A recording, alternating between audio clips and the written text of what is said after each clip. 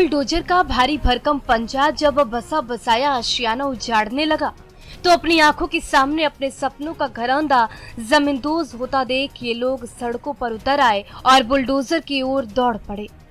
तभी पटना पुलिस के जवान बीच में आ गए और डंडे चलाने लगे। कुछ देर तक तनातनी के हालात बन गए, फिर भी बुलडोजर की मार झेल रहे ये बाशिंदे वहीं डटे रहे और अपने आशियाने को बचाने की आवाज बुलंद करते रहे। दरअसल पटना वासियों को नई रफ्तार देने के लिए मीठापुर में कई साल पहले ही ओवरब्रिज बनकर तैयार हो गया था। इसके जरिए जहानाबाद से लेकर मसौड़ी और गया का रास्ता आसान होने की उम्मीद थी, लेकिन इस ओवरब्रिज को पुनपुन से जोड़ने के लिए जो रास्ता बनना था उसकी जद में कई मकान और दुकान आ गए। अब लंबे वाद विवाद के बाद उस ओवरब्रिज को जमीन पर लाने के लिए अतिक्रमण हटाओ अभियान शुरू हुआ तो पुनपुन की गली मोहल्ले में कोहराम मच गया।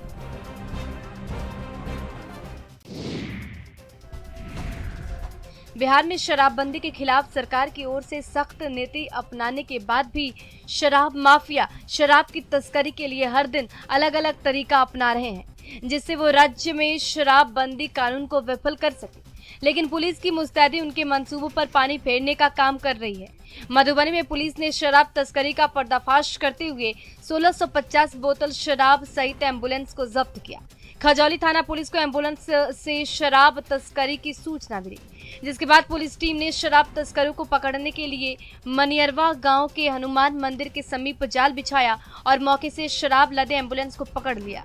लेकिन पुलिस की कार्रवाई की भनक लगते ही ड्राइवर और शराब तस्कर मौके से फरार हो गए। जब्त एम्बुलेंस जयनगर के निजी हॉस्पिटल की बताई जा रही है। पुलिस ने मौके से बरामद कागजात के आधार पर एम्बुलेंस मालिक सहित 4 लोगों के खिलाफ मामला दर्ज कर लिया और मामले की जांच में जुट गई है।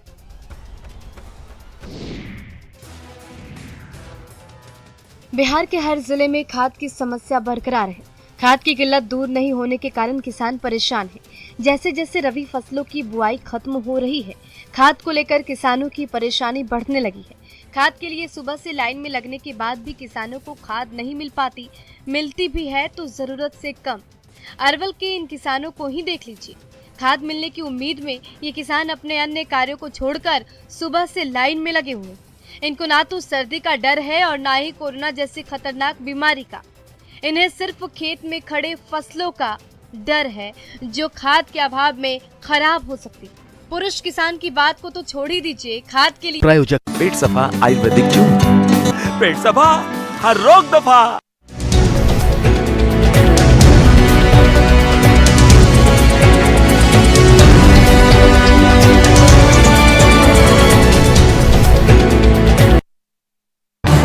इस न्यूज हेडलाइंस के प्रायोजक पेट सफा आयुर्वेदिक जूस। पेट सफा हर रोग दफा। बुलडोजर का भारी भरकम पंजा जब बसा बसाया आशियाना उजाड़ने लगा तो अपनी आंखों के सामने अपने सपनों का घरौंदा जमींदोज होता देख ये लोग सड़कों पर उतर आए और बुलडोजर की ओर दौड़ पड़े। तभी पटना पुलिस के जवान बीच में आ गए और डंडे चलाने लगे।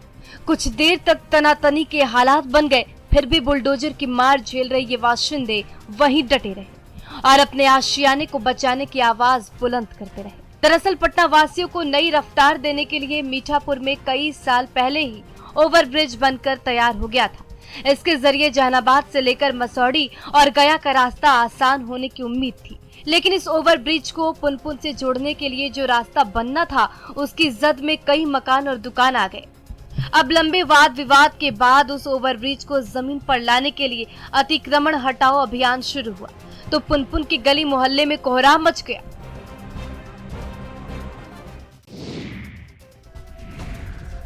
बिहार में शराबबंदी के खिलाफ सरकार की ओर से सख्त नीति अपनाने के बाद भी शराब माफिया शराब की तस्करी के लिए हर दिन अलग अलग तरीका अपना रहे हैं, जिससे वो राज्य में शराबबंदी कानून को विफल कर सके।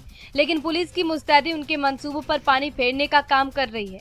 मधुबनी में पुलिस ने शराब तस्करी का पर्दाफाश करते हुए 1650 बोतल शराब सहित एम्बुलेंस को जब्त किया। खजौली थाना पुलिस को एम्बुलेंस से शराब तस्करी की सूचना मिली, जिसके बाद पुलिस टीम ने शराब तस्करों को पकड़ने के लिए मनियरवा गांव के हनुमान मंदिर के समीप जाल बिछाया और मौके से शराब लदे एम्बुलेंस को पकड़ लिया।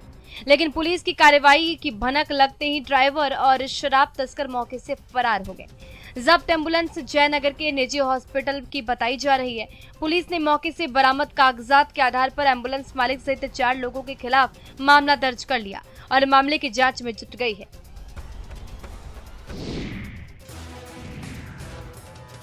बिहार के हर जिले में खाद की समस्या बरकरार है।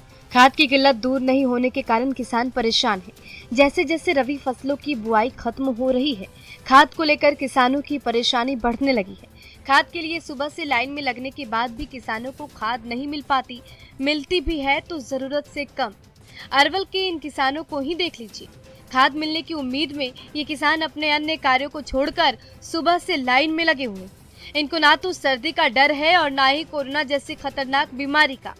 इन्हें सिर्फ खेत में खड़े फसलों का डर है जो खाद के अभाव में खराब हो सकती है। पुरुष किसान की बात को तो छोड़ ही दीजिए, खाद के लिए महिला किसान भी परेशान है और खाद लेने के लिए अपने बच्चों के साथ खाद दुकान के पास सुबह से ही इंतजार कर रही है। स्थानीय प्रशासन को किसानों की इस समस्या को हल करने की जरूरत है, जिससे उन्हें खाद के लिए परेशान ना होना पड़े।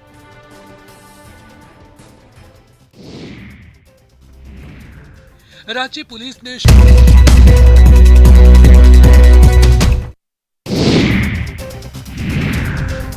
बिहार में सरकार की ओर से बनाए गए शराबबंदी कानून के बाद भी शराब माफियाओं पर इसका कोई असर नहीं हो रहा। शराब माफिया शराबबंदी कानून को ताक पर रखकर शराब का अवैध कारोबार जारी रखे हुए हैं। राज्य की पुलिस माफियाओं के खिलाफ सख्त नीति अपना रही है, जिसमें उसे सफलता मिलती दिख रही है। बाढ़ पुलिस ने शराब के अवैध कारोबार कर रहे माफियाओं के गंगा किनारे दियारा क्षेत्र में अभियान चलाया। इस दौरान पुलिस ने देसी शराब के कई अड्डों को तबाह कर दिया। इस दौरान पुलिस ने मौके से बरामद शराब को नदी में बहाया। अथमगोला पुलिस ने गुप्त सूचना के आधार पर अभियान चलाया। बिहार में शराब माफियाओं पर जैसे जैसे पुलिस की सख्ती बढ़ती जा रही है, वैसे वैसे शराब माफिया अपने कारोबार के लिए सुदूर इलाके को अपना ठिकाना बना रहे हैं, लेकिन पुलिस की मुस्तैदी उनके मंसूबों पर पानी फेर रही है। यदि पुलिस माफियाओं के खिलाफ इसी तरह सख्त रही, तभी राज्य में शराबबंदी कानून को सफलतापूर्वक लागू किया जा सकेगा और लोगों को शराब से हो रहे नुकसान से बचाया जा सकेगा। औरंगाबाद बाल सुधार गृह में बच्चे की पिटाई का वीडियो सोशल मीडिया पर वायरल हो रहा है। वायरल वीडियो में बच्चा अपने शरीर पर चोट के निशान दिखा रहा है और आरोपियों पर कार्रवाई की गुहार लगा रहा है। वीडियो में दिख रहा नाबालिग खुद को सीवान जिले के असाव थाना का रहने वाला बताया जा रहा है। नाबालिग पहले सीवान बाल सुधार गृह में बंद था, जहां से उसे औरंगाबाद बाल सुधार गृह भेज दिया गया, जहां पर सुधार गृह के अधिकारियों ने बच्चे की बेरहमी से पिटाई कर दी। पिटाई से क्षुब्ध नाबालिग ने सोशल मीडिया पर वीडियो जारी कर सुपरिटेंडेंट पीओ और बीएमपी के 3 जवानों पर पिटाई का आरोप लगा रहा है। आरोपियों पर कार्रवाई की अपील भी कर रहा है। नाबालिग खुद को वापस सीवान बाल सुधार गृह में भेजने की अपील कर रहा है। हालांकि न्यूज़ 18 इस वायरल वीडियो की पुष्टि नहीं करता। प्रशासन को चाहिए कि वो वायरल हो रहे वीडियो की जांच कर आरोपियों के खिलाफ कड़ी कार्रवाई करे।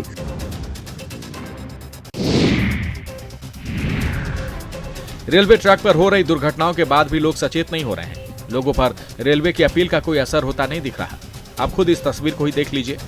इन लोगों को ना तो अपनी जान की परवाह है और ना ही किसी तरह की कार्रवाई का। बेखौफ होकर रेलवे पटरी को पार कर रहे लोगों की यह तस्वीर पटना गया रेलखंड के तरगना स्टेशन के पास की बताई जा रही है।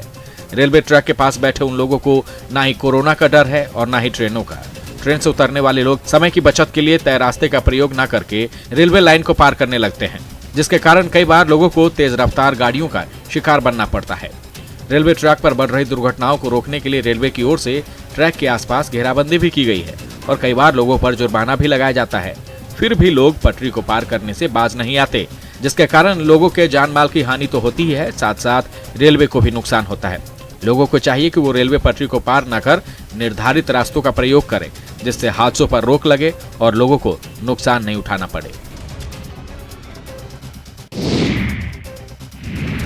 बिहार में अपराध और अपराधियों के खिलाफ पुलिस ने नकेल कसनी शुरू कर दी है, जिससे राज्य में अपराध के बढ़े ग्राफ को कम किया जा सके।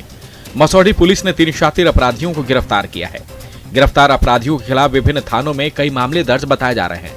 पकड़े गए अपराधियों के पास से स्कॉर्पियो, बाइक, हथियार, 4 मोबाइल फोन, लाखों रुपए के नगद और जिंदा कारतूस बरामद किए गए हैं।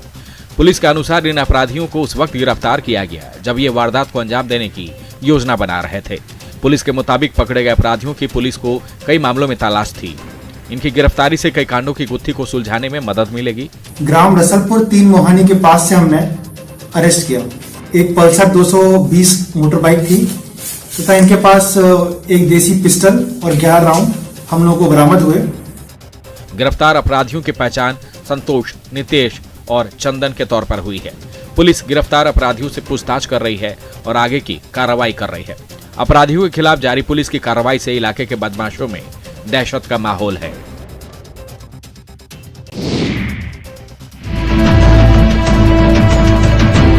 एक तरफ सर्द रात जिसमें लोग चैन की नींद सो रहे होते हैं, उसी वक्त एसएसपी बाबूराम मोर्चा संभालने देर रात भागलपुर की सड़क पर दिखे, एकदम सादे लिबास में। ये जानने के लिए कि रात में शहर की पुलिस किस तरह काम करती है, ये जानने के लिए कि लोगों के साथ पुलिस का रवैया रात में कैसा होता है। एसएसपी बाबूराम सबसे पहले 12:30 बजे रात को शाकचक थाना पहुंचे। सादे लिबास में देर रात थाने पहुंचे एसएसपी को महिला जवान पहचान नहीं सकी, लेकिन इस शाकचक थाना की पुलिसिया व्यवस्था और जवानों की कार्यशैली से एसएसपी बेहद खुश नजर आए। एसएसपी बाबूराम शाकचक थाने के निरीक्षण के बाद सीधे रात के 12:45 पर जोगसर थाना पहुंचे, जहां ड्यूटी में तैनात एसआई हितनारायण सिंह से उन्होंने एक आम लोगों की तरह गाड़ी चोरी होने की शिकायत की। फिर तो आम लोगों के साथ एसआई हितनारायण सिंह का रवैया कैसा होता है वो जग जाहिर हो गया। सादी लिबास में एसएसपी को नहीं पहचान सके एसआई को फटकार लग गई।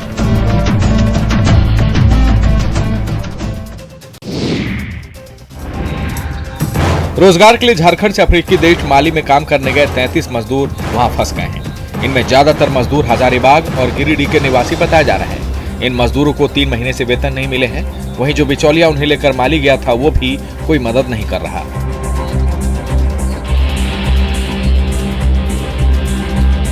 पीड़ित मजदूरों ने माली से सोशल मीडिया पर वीडियो जारी कर केंद्र सरकार के साथ साथ झारखंड सरकार से उन्हें वापस बुलाने की गुहार लगाई है। मजदूरों ने जारी वीडियो संदेश में कहा है कि दलाल ने उन्हें झांसा देकर अफ्रीका भेजा था, साथ ही भेजते समय वेतन और अन्य सुविधाएं दिलाने की बात कही थी, लेकिन अभी तक उन्हें 3 महीने का भी वेतन नहीं मिला है। इस वजह से उनके सामने खाने पीने की दिक्कतें हो गई है। मजदूरों ने बताया कि फोन पर बात करने पर उन्हें धमकी दी जा रही है, जिसके कारण उन्हें दहशत के माहौल में जीना पड़ रहा है। वायरल हो रहे वीडियो पर झारखंड सरकार के श्रम मंत्री सत्यानंद भोक्ता ने ट्वीट कर मजदूरों की समस्याओं को जल्द हल करने और उन्हें हर संभव मदद करने की बात कही है।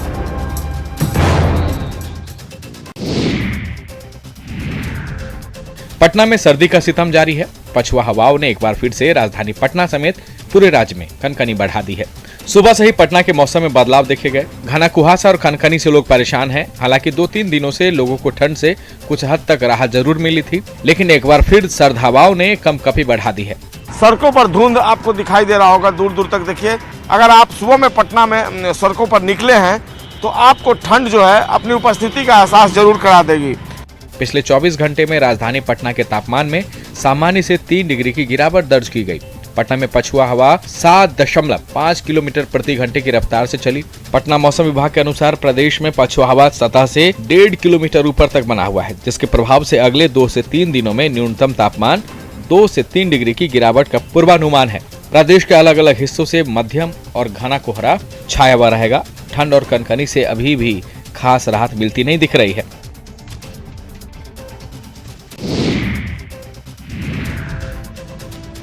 झारखंड सरकार राज्य में आर्थिक व्यवस्था को मजबूत करने का दावा कर रही है, लेकिन हालात सरकारी दावे के पोल खोल रहे हैं। आप गढ़वा के सदर अस्पताल को ही देख लीजिए। तस्वीरों में दिख रही यह निजी एम्बुलेंस सरकार का स्वास्थ्य सुविधाओं के प्रति उदासीनता की पोल खोल रहा है।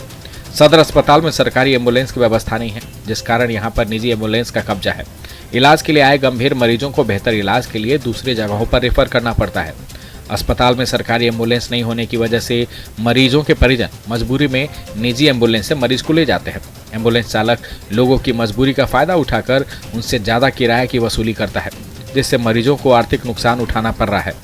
मरीजों की माने तो अस्पताल प्रबंधन का निजी एम्बुलेंस मालिकों के साथ साठगांठ है, जिस कारण मरीजों को सरकारी सहायता से वंचित होना पड़ता है। धीरे धीरे निजी एम्बुलेंस अस्पताल परिसर में पार्क होने लगी है। इसके बाद भी स्वास्थ्य विभाग न तो एम्बुलेंस मालिकों पर कार्रवाई कर रहा है और न ही सरकारी एम्बुलेंस की व्यवस्था।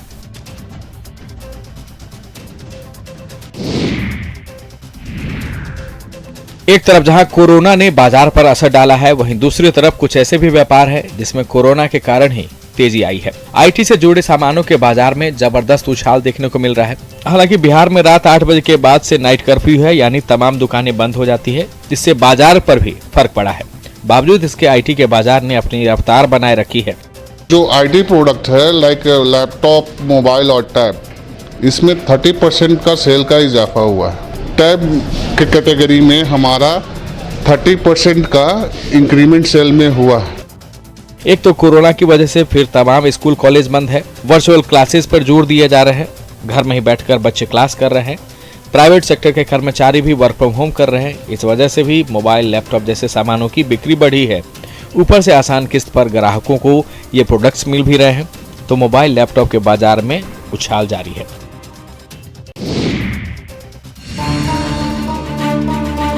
सरसों तेल के दाम आसमान छू रहे हैं। सरसों तेल की कीमत में उछाल ने आम लोगों को परेशान कर रखा है, लेकिन कटिहार के किसानों के लिए महंगाई ने आत्मनिर्भर बनने का रास्ता खोला है। हसनगंज के किसान खुद अपने खेतों में सरसों की खेती करते हैं, फिर इसी सरसों के फूल से तेल पेराई करवाते हैं, खुद भी इन सरसों तेल का इस्तेमाल करते हैं और बाजार में इसे बेचकर मुनाफा भी कमाते हैं।